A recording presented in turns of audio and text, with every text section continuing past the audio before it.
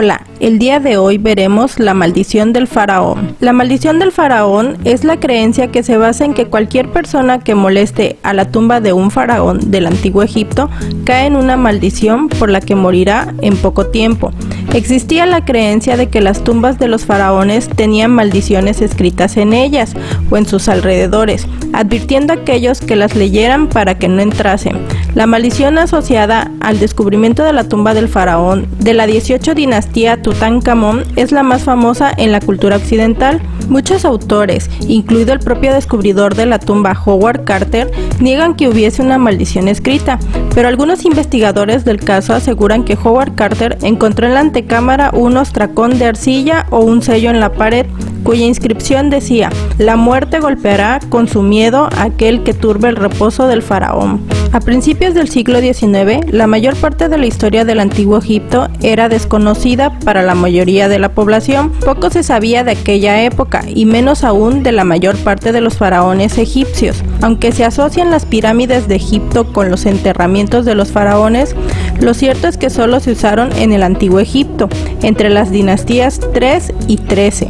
Pero ya en la dinastía 18 se prefería excavar grandes tumbas con varias salas en el interior de parajes escarpados.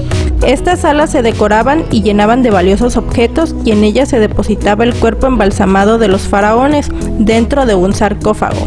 La tumba de Tutankamón de la dinastía 18 permaneció oculta durante más de 3000 años. Existen evidencias de que fue saqueada y luego restaurada en los meses posteriores a su enterramiento. Pero el cambio de dinastía y la tierra desplazada de los desescombros de otras tumbas próximas provocó que un siglo después del enterramiento de Tutankamón, el emplazamiento de su tumba o incluso la misma existencia del faraón había sido olvidados.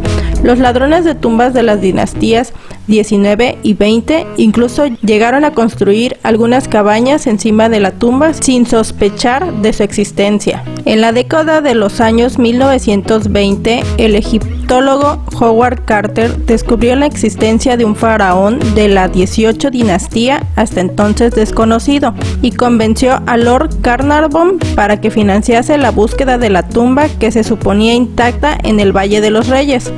El 4 de noviembre de 1922 se descubrió los escalones que descendían hasta una puerta que aún mantenía los sellos originales. El 26 de noviembre, en presencia de la familia de Lord Carnarvon, se hizo el famoso agujero en la parte superior de la puerta por el que Carter introdujo una vela y vio, según sus palabras, cosas maravillosas.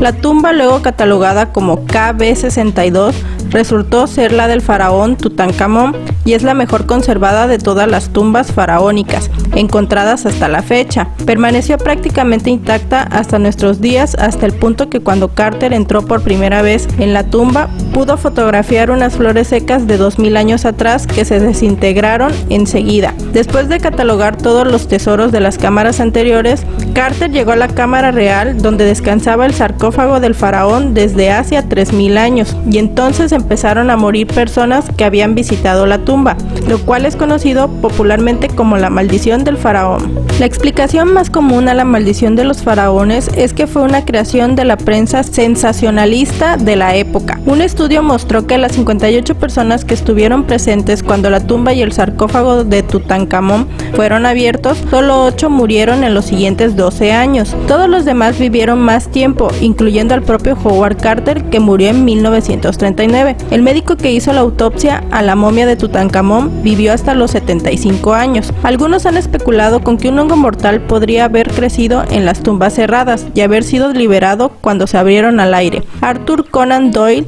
autor de las novelas detectivescas de Sherlock Holmes, fomentó esta idea y especuló con que el moho tóxico había sido puesto deliberadamente en las tumbas para castigar a los ladrones de tumbas. Aunque no hay pruebas de que tales patógenos fuesen responsables de la muerte de Lord Carnarvon, y recordemos que en esa época se moría de cualquier infección al no existir los antibióticos, tampoco hay duda de que sustancias peligrosas pueden acumularse en tumbas antiguas. Estudios recientes de antiguas tumbas egipcias abiertas en la actualidad que no han estado expuestas peligrosas a los contaminantes modernos, hallaron bacterias patógenas de los géneros Staphylococcus y Pseudomonas, así como los mohos Aspergillus niger y Aspergillus flavus. Además, las tumbas recién abiertas se convierten a menudo en refugio para los murciélagos, cuyo guano puede transmitir la histoplasmosis, sin embargo, a las concentraciones halladas típicamente.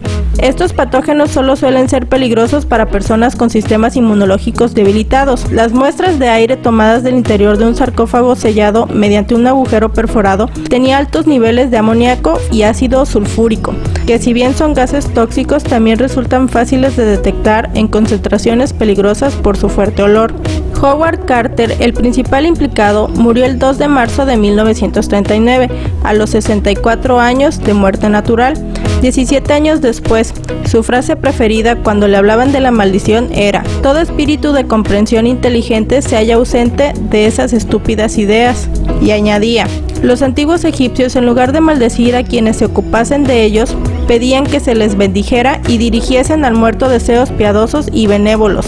Estas historias de maldiciones son una degeneración actualizada de las trasnochadas leyendas de fantasmas. El investigador se dispone a su trabajo con todo respeto y con una seriedad profesional sagrada, pero libre de este temor misterioso, tan grato al supersticioso espíritu de la multitud ansiosa de sensaciones.